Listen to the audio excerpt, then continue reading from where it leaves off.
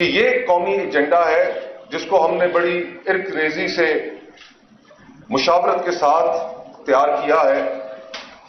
اس میں کوئی ایسی چیز نہیں جو کوئی خلاف قانون ہو۔ ہماری تمام تگ و دو اسی چیز کے لیے رہی ہے اور رہے گی کہ اس ملک میں آئین کی سربلندی ہو، آئین کی حاکمیت ہو، جو عوام اور ریاست کا سوشل کانٹریکٹ ہے اس کے تقدس کو کسی بھی صورت پامال نہ کیا جائے،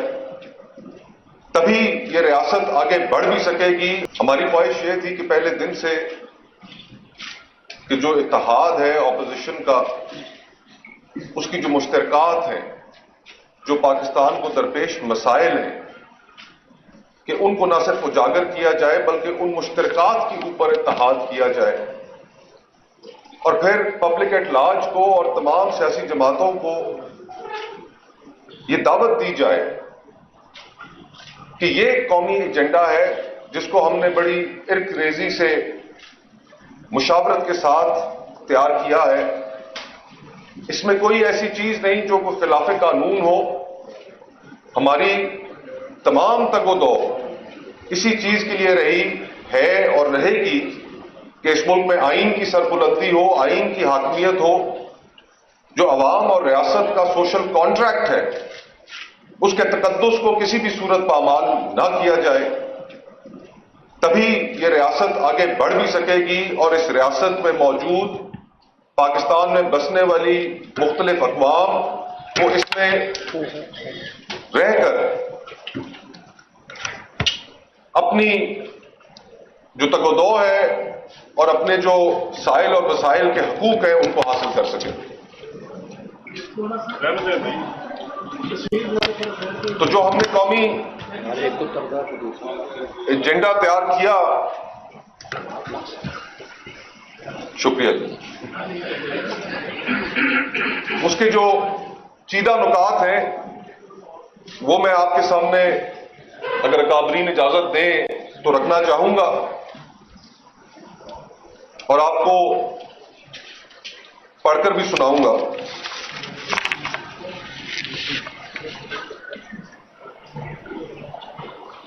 آج فیڈریشن کو لاحق خطرات، مقتدرہ کی آئینی حدود سے تجاوز اور ملک میں غیر اعلانیہ مارشل لاء کے نفاذ محب وطن جماعتوں سے اس بات کا تقاضا کرتا ہے کہ وہ عوام اور ریاست کے درمیان اعتماد کو بحال کرنے کے لیے ایک فعال کردار ادا کرے۔ یہ اتحاد غریب دشمن اور غیر نمائندہ حکومت سے نجات کے لیے درج ذیل قومی ایجنڈا پر اتفاق رائے کرتا ہے۔ نمبر 1، یہ اتحاد 2024 میں ہوئے انتخابات، ان کے اندر کی گئی دھاندلی کو یکسر مسترد کرتا ہے اور یہ مطالبہ کرتا ہے کہ ملک میں فی الفور ایک آزاد اور غیر جانبدارانہ الیکشن کمیشن کے تحت نئے انتخابات کروائے جائیں جس میں مقتدرہ اور ایجنسیز کا کوئی عمل دخل نہ ہو۔ شق نمبر 2، آئین کی شق 8 سے 28 تک جو بنیادی انسانی حقوق سے متعلق ہیں، ان کا آج ملک میں نفاذ عملاً معطل ہو چکا ہے۔ یہ اتحاد فرد اور ریاست کے درمیان معاہدے کی بنیاد کو پامال کرنے، پیکا ایکٹ کے ذریعے آزادی اظہار رائے کو ختم کرنے، 26ویں آئینی ترمیم کے ذریعے عدلیہ کی آزادی کو سلب کرنے، پیسفل اسمبلی اور پبلک آرڈر ایکٹ کے ذریعے سیاسی حقوق کو معطل کرنے کی سخت مذمت کرتا ہے اور آئین کی روح کے خلاف ایک غیر نمائندہ اسمبلی سے پاس کیے گئے ان قوانین کو رد کرتا ہے۔ شق نمبر 3، یہ اتحاد مطالبہ کرتا ہے کہ آئین پاکستان جس کی پاسداری مملکت کے ہر شہری اور ہر ادارے پر لازم ہے، کہ شق نمبر 245 میں افواج پاکستان کی جن بنیادی ذمہ داریوں کا تعین کر دیا گیا ہے، اس کا کردار اپنے دائرہ کار تک ہی محدود ہونا چاہیے۔ اس سے تجاوز اور عوام کے حق حاکمیت میں مداخلت سے آج عوام اور افواج میں جو فاصلے پیدا ہو چکے ہیں، یہ کسی بھی صورت ملک اور قوم کے مفاد میں نہیں ہے۔ नंबर 4, ये इत्तेहाद मुल्क के अंदर बढ़ती हुई दहशत गर्दी के वाकयात और पाकिस्तान के एक बड़े हिस्से में हुकूमती रिट के खत्म होने और अमन व अमान की बिगड़ती हुई संगीन सूरत हाल पर इंतहाई तशवीश का इजहार करता है और यह करार देता है कि मौजूदा हुकूमत अवाम के जानो माल के तहफ़्फ़ुज़ की बुनियादी जिम्मेदारी अदा करने में बुरी तरह नाकाम हो चुकी है। यह इत्तेहाद पारा चिनार समेत मुल्क के दीगर हिस्सों में हालिया फिरका वाराना तनाव में इजाफे को खतरनाक करार देते हुए इस मामले में हुकूमत की मुजरिमाना गफलत और लापरवाही की शदीद मजम्मत और उस पर गहरी तशवीश का इजहार करता है। यह इत्तेहाद मुतालबा करता है कि नेशनल एक्शन प्लान पर मनोअन अमल किया जाए। नंबर 5, हुकूमती दावों के बरक्स आज मुल्क में वर्ल्ड बैंक जैसे मुस्तनद इदारों की तहकीक के मुताबिक सतह गुर्बत से नीचे जिंदगी बसर करने वाले लोगों की तादाद खतरनाक हद तक बढ़ चुकी है। आज तकरीबन आधा मुल्क सियासी बेयकीनी और अदम इस्तेहकाम की वजह से सतह गुर्बत से नीचे धकेला जा चुका है। मुतवसत तबके के लिए जिंदगी गुजारना इंतहाई मुश्किल और कारोबारी तबके के लिए कारोबार करना नामुमकिन हो चुका है। यह इत्तेहाद मुतालबा करता है कि हुकूमत अपने शाहाना खर्चे कम और अवाम पर लागू किए गए टैक्सों की भरमार जिससे मईशत का पहिया रुक चुका है उनमें फौरी कमी लाए और फिर फौर खत्म करें। नंबर 6, हुकूमत ने अदलिया को अपना ज़ेली महकमा बनाने की गर्ज से जो कोर्ट पैकिंग की है इसकी यह इत्तेहाद मजम्मत करते हुए ऐसी तमाम तकर्रियों और तबादलों को मुस्तरद करता है। अदलिया में इंसाफ पसंद जज साहिबान के गिर्द झूठे रेफरेंसों के जरिए घेरा तंग करने और मनपसंद फैसले हासिल करने के लिए एजेंसीज के जरिए हिरासा करने जिसकी सबसे बड़ी मिसाल इस्लामाबाद हाई कोर्ट के जज साहिबान का खत है की भरपूर मजम्मत करता है। नंबर 7, यह इत्तेहाद खास तौर पर यह मुतालबा करता है कि पानी के वसाइल की तकसीम 1991 के वाटर रिकॉर्ड के ऊपर अमल दरामद होना चाहिए। बतौर लोअर रिपेरियन सिंध में बसने वाले अवाम को किसी भी ऐसे मंसूबे से जिससे उनको मिलने वाले पानी के हिस्से में कमी या जिससे दरियाए सिंध के बहाव में कमी आ सकती है पेशगी एतमाद में न लेने की मजम्मत करता है। हुकूमत की जानिब से चोलिस्तान में नई किनालों के मामले को सिर्फ मुश्तरका मफादात काउंसिल के जरिए हल होना चाहिए और SIFC के जरिए इस प्रोजेक्ट की तेज रफ्तार तकमील को वफाक मुनाफी सोच करार देता है। नंबर 8, मजीद बराए इत्तेहाद आइन की 18वीं तरमीम और इसके जरिए मिलने वाले सूबाई हकूक पर SIFC के क़याम को एक कारी ज़र्ब समझता है जिसने बलोचिस्तान, खैबर पख्तूनख्वा, सिंध, पंजाब और गिलगित बल्तिस्तान में लोगों की वफाक से शिकायत और शिकवों को बढ़ा दिया है।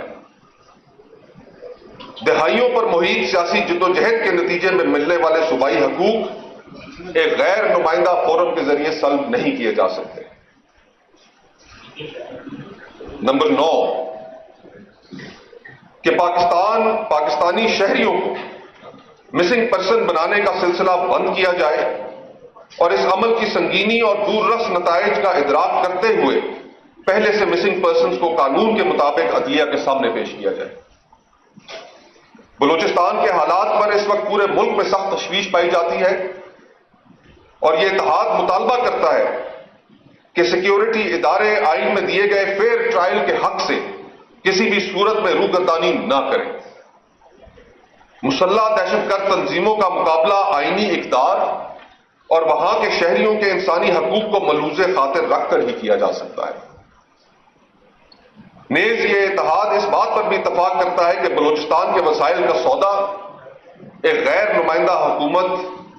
कुटपुतली हुकूमत करने की किसी भी सूरत मजाज नहीं है। नंबर 10, मसनूई जहानत, आर्टिफिशियल इंटेलिजेंस के इस दौर में मुल्क में इंटरनेट पर बंदिशें काबिल अफसोस ही नहीं बाइस शर्म भी है। जुबाबंदी और सोच पर पहरा बिठाने की कोशिश में नौजवानों का मुस्तकबिल आग में झोंकने का अमल काबिल मुजम्मत है। یہ اتحاد انٹرنیٹ پر لگائی تمام پابندیوں کو فی الفور ختم کرنے کا مطالبہ کرتا ہے۔ نمبر 11، 60% سے زائد نوجوانوں کی آبادی والے ملک میں اسٹوڈنٹ یونینز پر پابندی کا خاتمہ کیا جائے۔ نمبر 12، آئین پاکستان کے آرٹیکل 140 کے تحت فی الفور اسلام آباد، پنجاب سمیت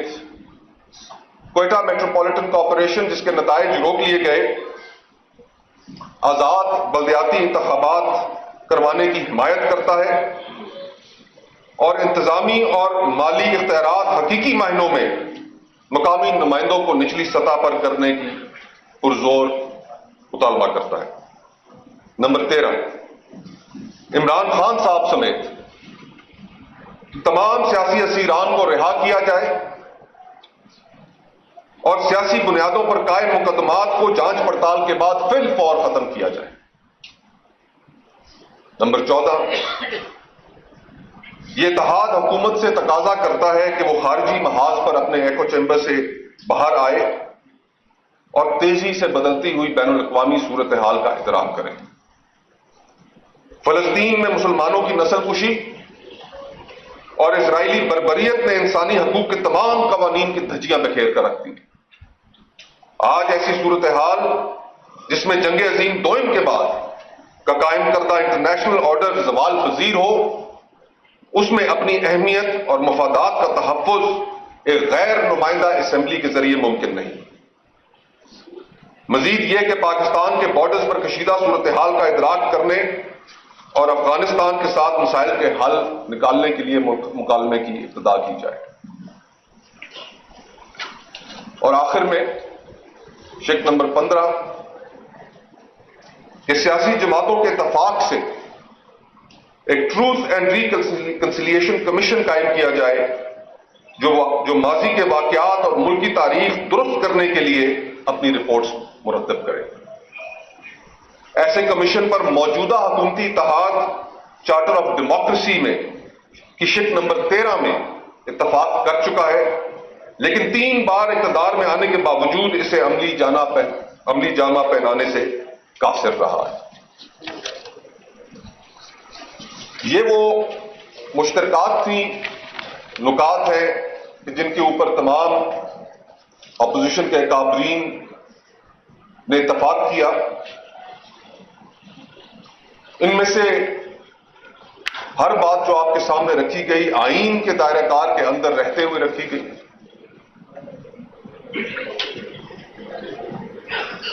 اور سمپلی پٹ مطالبہ صرف اتنا ہے کہ ان تمام چیزوں سمیت اس ملک میں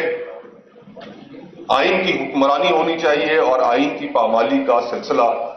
بند ہونا چاہیے۔ آج جن حالات کا ہمیں سامنا ہے، خصوصاً بھارت کے ساتھ جو کشیدہ صورتحال بن چکی ہے، اس پر بھی